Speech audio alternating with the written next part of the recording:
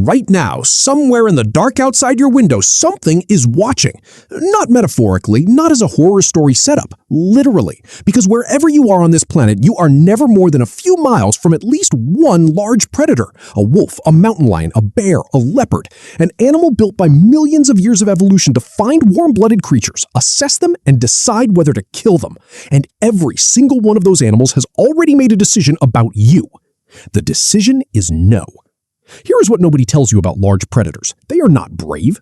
Bravery is a human concept. Predators are cautious, deeply, instinctively, ancestrally cautious. A wolf that takes an unnecessary risk does not survive long enough to have offspring. A lion that charges something it does not understand does not eat tomorrow.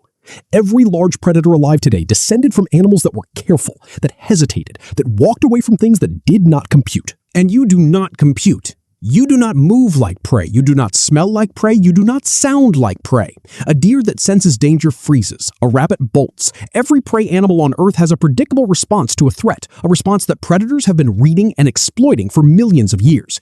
You have none of those responses. You sleep completely still for hours. You breathe at a slow, steady rhythm. You make no attempt to flee. You radiate heat. You carry chemical signals from synthetic fabrics, processed food, fire, metal, compounds that have never existed in nature. To a predator encountering you for the first time, nothing about you makes sense. And in the wild, things that do not make sense are things that can kill you. But the real reason goes deeper than confusion. Much deeper. Humans have been killing large predators for at least 300,000 years. We hunted the dire wolf to extinction, the cave lion, the American cheetah. Multiple apex predators that ruled their ecosystems for millions of years are gone specifically because of us. The predators still alive are the descendants of animals that learned, generation after generation, that humans are not prey.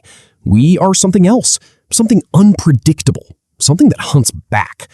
That lesson is not learned in one generation. It is passed down. It is written into behavior across thousands of years of contact. In areas where predators have had no human contact at all, they approach with curiosity. In areas where humans have been present for generations, predators give us a wide berth.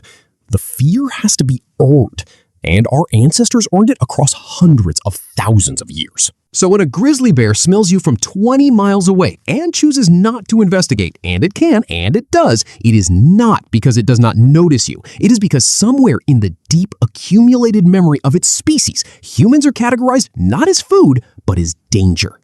You are the apex predator in that equation. You just forgot.